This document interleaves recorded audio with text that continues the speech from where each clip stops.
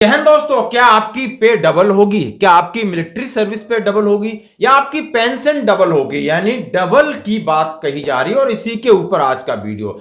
दोस्तों, 8वें वेतन आयोग को लेकर के सबको इंतजार है, खासकर हमारे पूर्व सैनिक हैं और सैनिकों को इंतजार है। पूर्व सैनिक चाह रहे हैं कि आखिर 1 जनवरी 2026 से उनकी टोटल पेंशन कितनी होगी, इसी के ऊपर बात करूंगा। और सर्विंग सोल्जर चाह रहे हैं कि यदि मुझे रिटायरमेंट आना है, प्रीमेचर आना है, तो मैं कब आऊं, मुझे क्या फायदा होगा या नुकसान होगा। यदि मैं सेवा में हूं, 1 जनवरी 2026 के बाद आता हूं, तो मेरी पे और पेंशन क्या डबल होगी?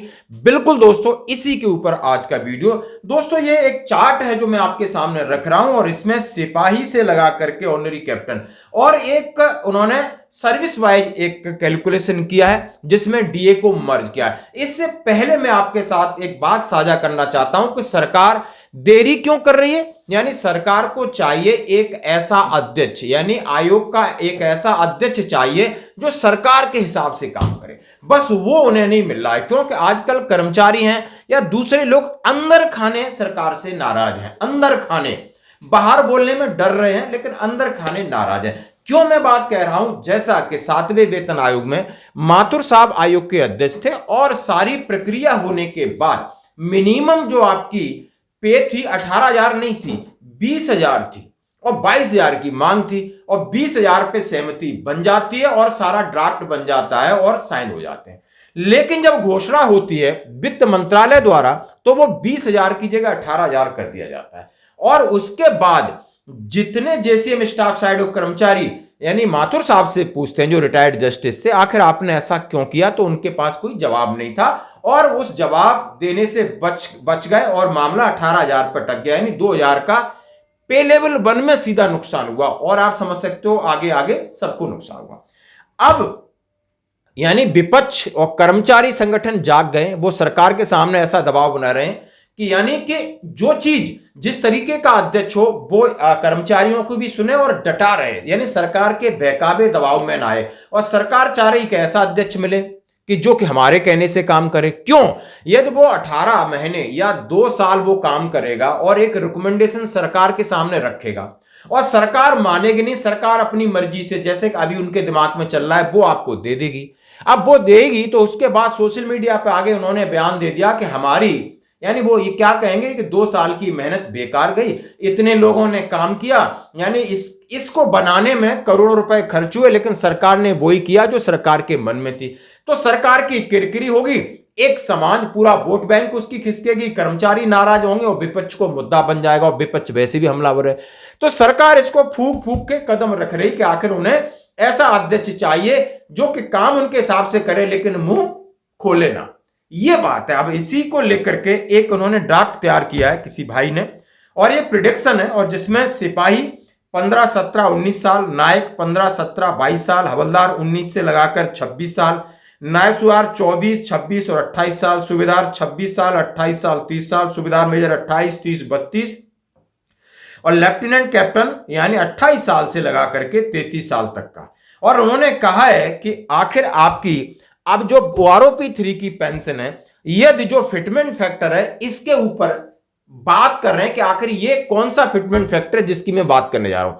ये वो फिटमेंट फैक्टर है जो लगभग सरकार के मन में भी आसपास है, कर्मचारियों के मन में भी अंदर इसको स्वीकार कर चुके हैं और ये फिटमेंट फैक्टर है 2 या 2.08 की बात की जा रही है। बिल्कुल दोस्तों, 2.08 यानी 2.1 से भी 0.02 कम। आप समझ सकते हो। तो मैं इसको डबल की बात मैंने इसलिए कहा कि आपकी पे डबल होगी, पेंशन डबल होगी और एमएसपी डबल होगी, लेकिन डबल क्या होगी? बेसिक डबल होगी, डीआर के साथ डबल नहीं होगी।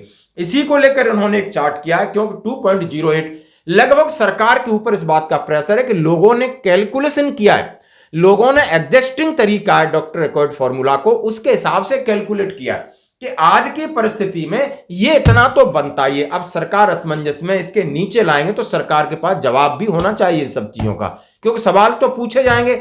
नहीं सवाल का जवाब दोगे तो आपको 2028-29 का प्लान बना रहे हो, आपको औंधे मुंह सरकार नीचे गिरेगी। इसलिए सरकार फूक फूक के कदम रख रही। तो आइए हम चार्ट पर चलते हैं।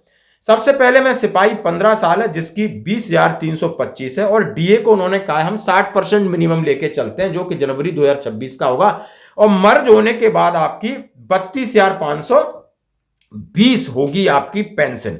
और 8वें वेतन आयोग में जैसा हमने कहा कि डबल, तो यानी 20,325 को डबल के हिसाब से लगाइए तो 42,276 यानी 42,276, और जिसमें सीधा फायदा हो रहा है 9,756 9,756 का फायदा हो रहा है।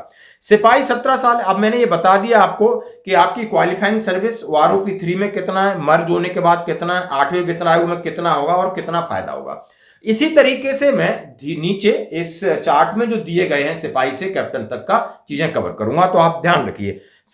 अब सिपाही 17 साल सर्विस वाला है, उसकी 20,463 है, टोटल उसकी 32,740 होगी, और उसको 8वें वेतन आयोग में 42,563 उसकी टोटल बनेगी, और 9,823 का उसको फायदा होगा।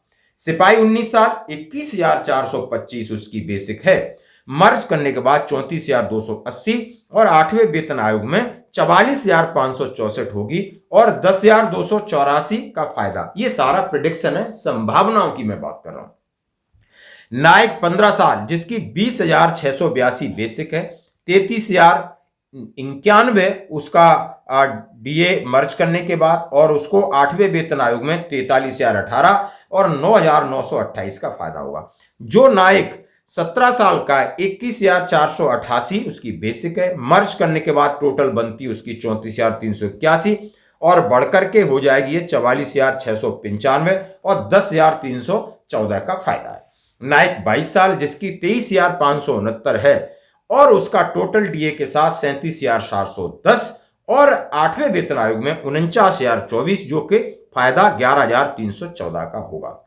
हवलदार की मैं बात कर रहा हूं सीधा सीधा, 19 साल सर्विस वाला जिसकी 23,432 बेसिक है, और 37,491 डीए के साथ हो जाएगा, और उसका 8वें वेतन आयोग में 48,739, और फायदा उसको होगा 11,248 का।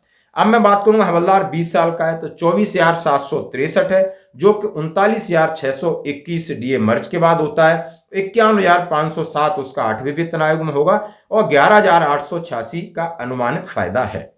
हवलदार 22 साल जो कि 24,763 उसकी बेसिक है, और उसका डीआर मिला दिया जाएगा तो 39,621, और 8वें वेतन आयोग में 51,507 होने की उम्मीद है, और 11,886 का फायदा होगा।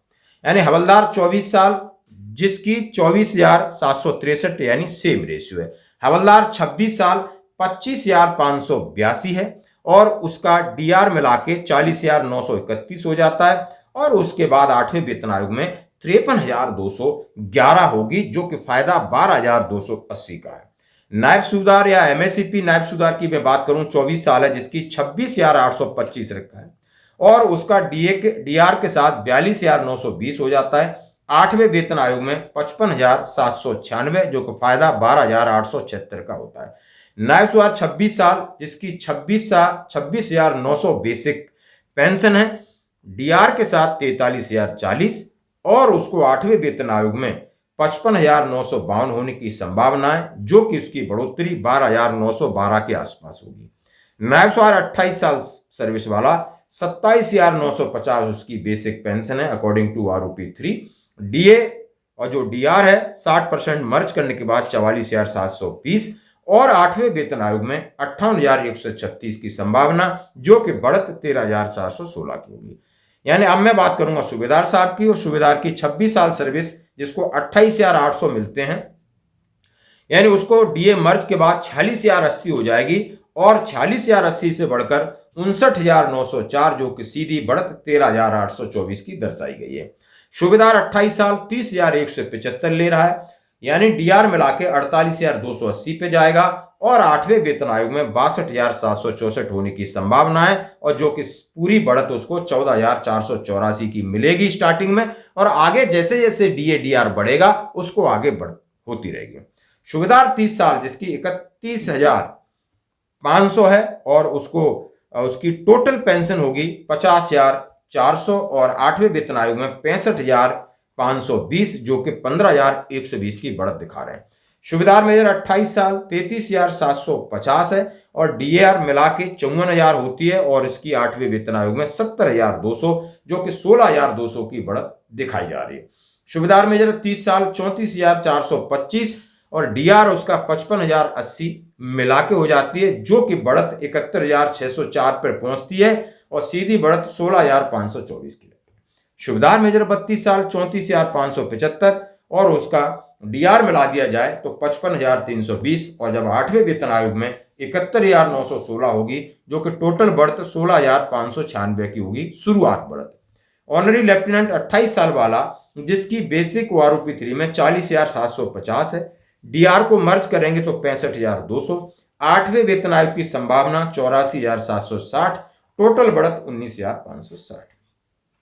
ऑनरी लेफ्टिनेंट 30 साल वाला 41,200 उसकी बेसिक पेंशन, डीए मर्ज के बाद 65,920 और 8वें वेतन आयोग में 85,696, सीधी बढ़त 19,776।